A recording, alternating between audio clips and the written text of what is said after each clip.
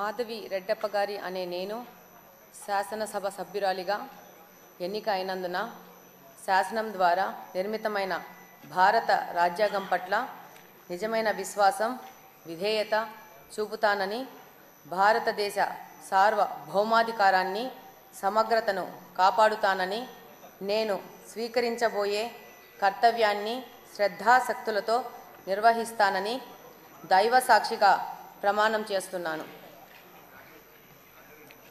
ఆంధ్రప్రదేశ్ శాసనసభ సభ్యురాలినైన మాధవి రెడ్డప్ప గారి అనే నేను సభ నియమాలకు కట్టుబడి ఉంటానని, వాటిని అనుసరిస్తానని, సభ మర్యాదలను పాటిస్తానని, సాంప్రదాయాలను గౌరవిస్తానని దైవ సాక్షిగా ప్రమాణం చేస్తున్నాను.